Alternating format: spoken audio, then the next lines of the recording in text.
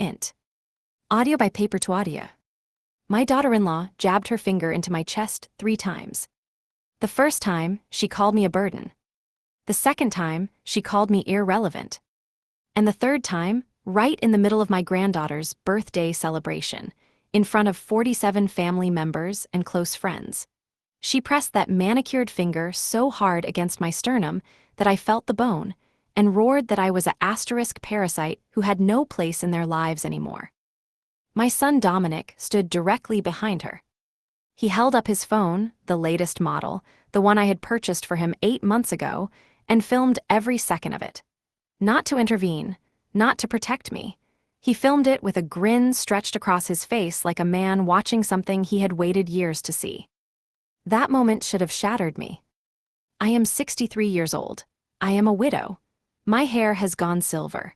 My hands carry the quiet tremble of a woman who has spent 4 decades working, sacrificing, and building, not for herself, but for the family standing in that garden laughing at her. But I did not shatter. I stood completely still. I looked into my daughter-in-law Renata's eyes, those cold, perfectly lined eyes, and I held her gaze until she looked away first. She had no idea. She had no idea that the catering company serving food at this very party operated under a business license, registered in my name. She had no idea that the elegant townhouse they called their home sat inside a family trust that I controlled entirely. She had no idea that the investment portfolio Dominic bragged about to his friends had been seeded with $240,000 of my money over the past 6 years. She called me a parasite. She had been living inside my body for years. Welcome, my name is Miriam ***. And this is not the story of a grieving mother-in-law. This is the story of a woman who built an empire quietly, with patience and purpose. And what happened the day she decided to take every piece of it back. Leave a *1 in the comments if you believe that dignity always has a price. Hit subscribe if you want to watch every wall of this sand castle come down. The birthday party continued behind me as I walked through the side gate of the garden. I could still hear the music, the children laughing, the clinking of glasses, the sound of Renata's voice shifting back into its charming social register the moment I was out of sight, like an actress stepping back into character after a scene break. I did not cry. I had already done my crying, years ago, in the quiet of my bedroom, on nights when I swallowed the small humiliations she served me weekly. The passive comments about my cooking. The way she spoke over me at family dinners. The Christmas when she rearranged my late husband Bernard's photographs on the mantelpiece and replaced them with a large canvas print of herself and Dominic in Santorini. Small cuts, each one survivable. All of them together, they had been bleeding me slowly for 5 years. But tonight was different. Tonight, she had done it with an audience. Tonight, she had done it with her finger. 3 times. In front of my sisters, my brother-in-law, my grandchildren, and 40 people who would carry the image of that moment with them for the rest of their lives. Tonight, she had made it permanent. I sat in my car in the quiet street outside and gripped the steering wheel. I did not drive away immediately. I took exactly 7 minutes to breathe. And then, with the calm of a woman who has made her final decision, I started the engine. I want you to understand something about Renata before we go any further. Renata presents herself to the world as a self-made woman. She runs a lifestyle brand, interior design consultations, curated home collections, a newsletter with 80,000 subscribers. She speaks at small business conferences. She has been featured in 3 regional magazines. In every interview, she describes herself as *bootstrapped, fearless, and fiercely independent. It is a beautiful story. It is almost entirely fiction. The truth was sitting in the leather folder on my passenger seat, the same folder I had been quietly, methodically assembling for the past 14 months, because I am not a woman who acts on emotion. I am a woman who prepares. Let me tell you what Renata's real financial picture looked like. The townhouse that appeared in every one of her beautifully staged Instagram posts, the one with the herringbone floors and the marble kitchen island and the reading nook she called her sanctuary, sat inside the ** Alderton Family Trust. My late husband Bernard established that trust in 2009. I became its sole trustee when he passed. Dominic was named as a beneficiary, but beneficiaries do not own assets. Trustees control them. I controlled it. Dominic and Renata paid no rent. They paid no mortgage. They had been living, for 4 years, entirely free of charge inside a property worth $1.2 million. The interior design business Renata was so proud of. The startup capital, $65,000, had come from a private family loan I extended to Dominic 3 years ago. No formal repayment schedule had ever been established, because I trusted my son. Because I believed, then, that trust was something families owed each other. The vehicle Renata drove, a cream-colored European SUV she called her work car, was leased under my company's commercial fleet account. The monthly payment came directly from my business operating expenses.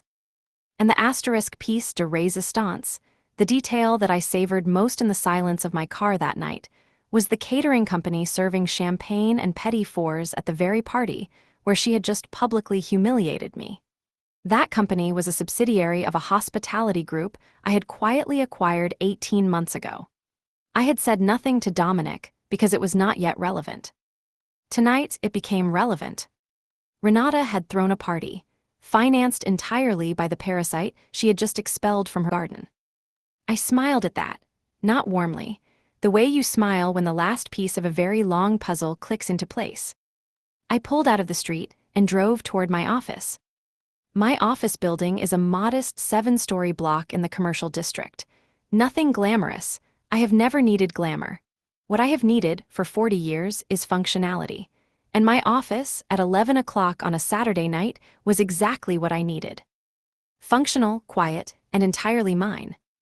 The night security guard nodded as I signed in. He had seen me work late before. He did not ask questions. I took the elevator to the 5th floor. I sat at my desk. And I began. The first call I made was to Constance Asterisk, my solicitor and one of the 3 people in my life I trust without qualification. It was 11:15 at night. She answered on the second ring, because that is the kind of solicitor she is. I said, "Constance, I need to begin the process of revoking Dominic's beneficiary status and restructuring the Alderton Trust. Tonight, if we can start the paperwork." A brief pause. "Miriam," her voice was careful, "what happened?" "Everything I told you might happen," I said, "happened." Another pause. Then, asterisk, "I'll pull the trust documents. Give me 30 minutes." While Constance prepared, I turned to my own files. The commercial fleet lease, I submitted the internal authorization to remove Dominic's household from the account. The SUV would be flagged for collection by Monday morning. Fleet management would handle the logistics. I would not need to be involved. The catering subsidiary, I sent a brief email to the operations manager, flagging that any future bookings connected to the Alderton townhouse address should be declined, and that the current account associated with Dominic's household should be closed. The family loan, $65,000, informally extended, no repayment schedule. I opened my files and began drafting a formal letter of demand. In the absence of a signed agreement, the loan was technically callable at will. I would not be unreasonable about the timeline, but I would be formal, and I would be documented. By 1:00 in the morning, the structural foundations of Renata's world had been quietly, methodically, and entirely legally undermined.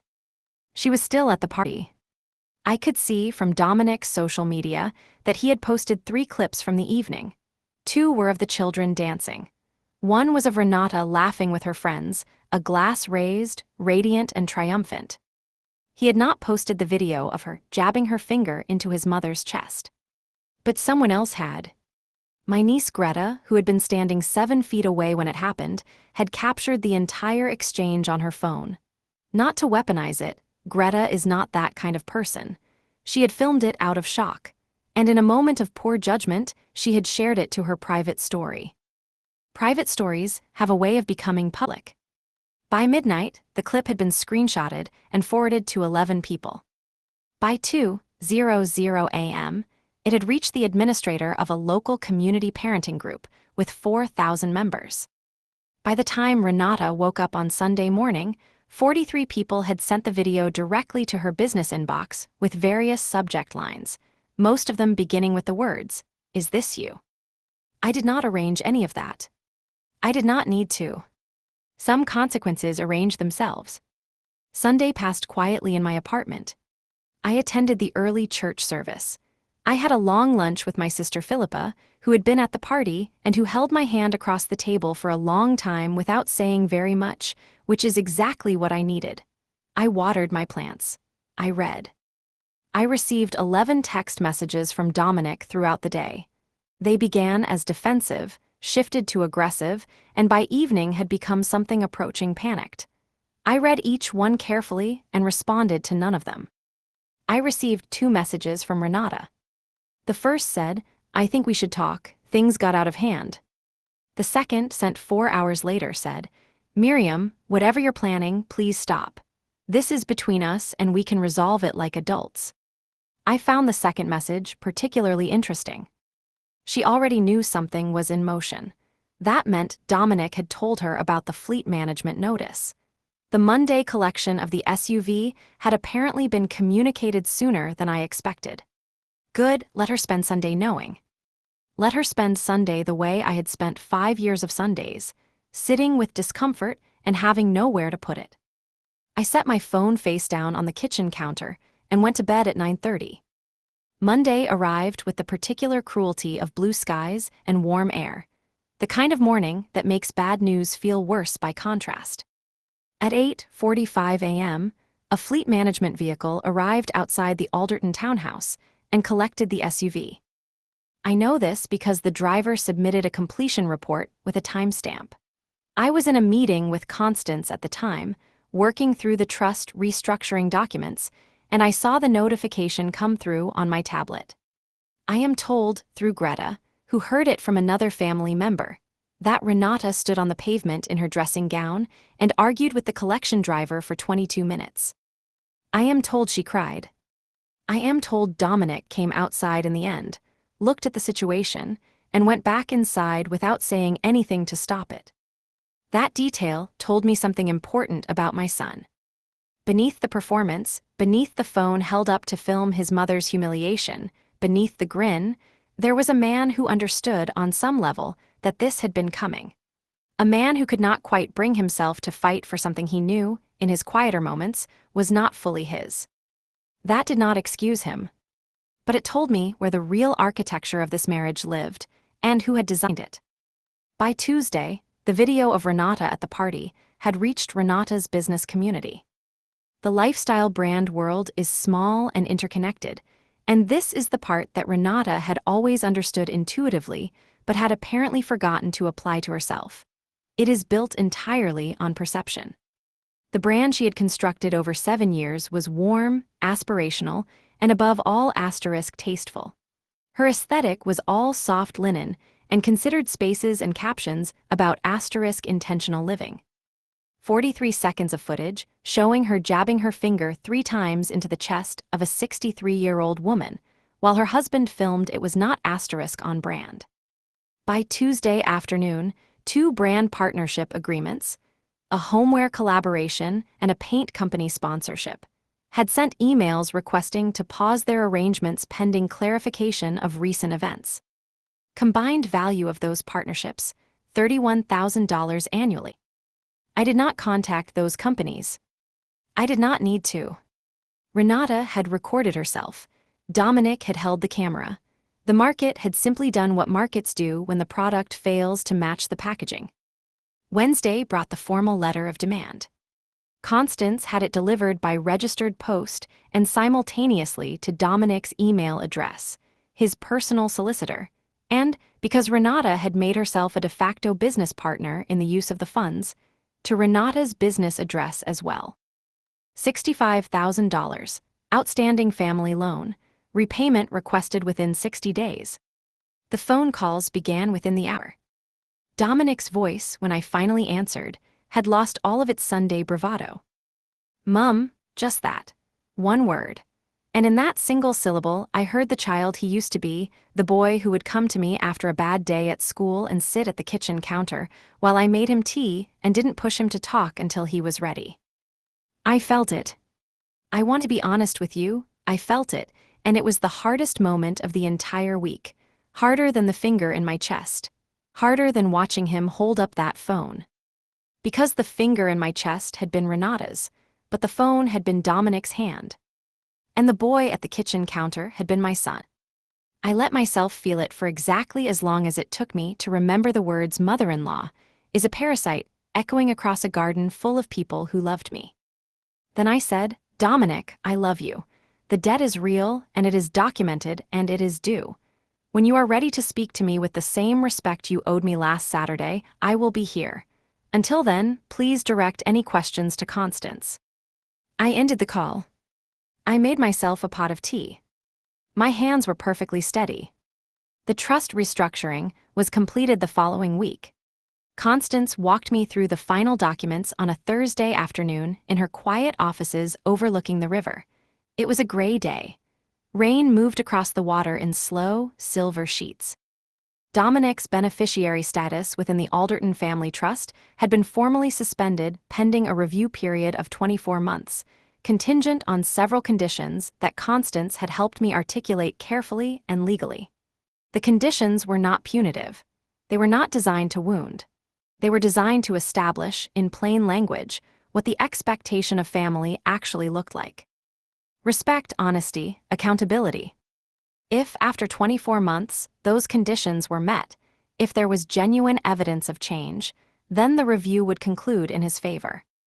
If not, the trust assets would be redirected. I had already identified where they would go. There is a women's refuge 20 minutes from my apartment. I have volunteered there on Saturday mornings for 6 years. They are perpetually underfunded, perpetually overextended, and perpetually full of women who have spent years being told, in various languages, by various people, that they are parasites, that they are burdens, that they should be grateful for whatever they are given and invisible about what they need. The Alderton Family Trust, in the event of its full redirection, would fund that refuge for approximately 11 years. Bernard would have approved. He was, in the end, a man who believed that money should do something useful in the world. It is 3 weeks now since the birthday party. Renata and Dominic are still in the townhouse. The trust restructuring does not remove them immediately. There are proper legal processes for that, and I am not interested in putting anyone on a pavement with a black bag. I am interested in consequences, not cruelty. There is an important distinction. But they know the ground beneath them has changed. They know that the tide I control has pulled back from the shore, and what it has revealed is the truth of their foundation, which was always, at its core, mine. Renata's brand is rebuilding slowly. She has not mentioned the incident publicly, which is almost certainly the right strategic decision. The partnerships that paused have not yet returned. She has pivoted her content slightly, less aspirational, more vulnerable. Several posts in the last 2 weeks have referenced growth and accountability in ways that are vague enough to mean nothing and specific enough to gesture at something. She is a skilled performer. I do not say that with contempt. Skill is skill. But performance requires a stage, and stages require foundations. As for Dominic, he sent me a letter last week. A real letter, handwritten, which told me that whatever else has happened, he was raised by someone who believed in the weight of words on paper. I read it 3 times. I have not replied yet. I am not ready. But I have not thrown it away. I am writing this from the small conservatory at the back of my apartment, where I grow herbs and keep a reading chair angled toward the afternoon light. It is a modest space. It is completely, quietly mine. I think about what Renata called me. A parasite. A parasite is something that takes without contributing, something that weakens its host in order to sustain itself, something that mistakes the body it inhabits for a resource rather than a person. I think she aimed that word at me and did not hear the echo. I think she stood in a house that was not hers, drove a car that was not hers, built a business with money that was not hers, and called the woman who made all of it possible a parasite, and genuinely believed herself. That is not wickedness. That is something more unsettling than wickedness. That is what happens when you have been comfortable for so long that you have confused comfort with entitlement, and entitlement with reality. I do not hate Renata. I want to be clear about that, because this story is not about hate. This story is about what happens when patience, real patience, the kind that is quiet and long and sometimes mistaken for weakness, finally reaches its outer edge, and the woman on the other side of it turns out to have been, all along, the architect of everything you thought you owned. I poured a cup of tea this morning, and stood at my kitchen window, and watched the street below fill up with the ordinary business of a Tuesday. A man walking a dog, 2 schoolchildren, a delivery driver checking his phone. Normal life, continuing in its normal way. I thought about my granddaughter, whose birthday party it was. She is 7 years old. She is funny and stubborn and currently obsessed with marine biology. She had nothing to do with any of this. And she will have a grandmother who loves her fiercely, who shows up, who does not disappear, regardless of what her parents have done. That part does not change. Love is not the same thing as enabling. Presence is not the same thing as surrender. You can love someone completely and still refuse to be diminished by them. You can hold a door open for 20 years and still, when the moment comes, be the one who closes it. I want to leave you with something. Not advice. I am not in the business of telling other people how to live. But an observation from a woman who spent a long time being quiet when she should have been still, and still when she should have been strategic. Never confuse a patient person for a powerless one. Never mistake someone's silence for an absence of resources. And never, never, poke your finger into the chest of the woman who holds the deed to your life and call her a parasite in front of 47 witnesses. The tide always comes back. It simply waits until you have built something worth washing away. Thank you for sitting with me through this story. If it stayed with you, leave a *1 in the comments, subscribe so you don't miss what comes next, and tell me the name of your city. I read every single one. I am Miriam, and I am nobody's parasite. You have reached the end of the text.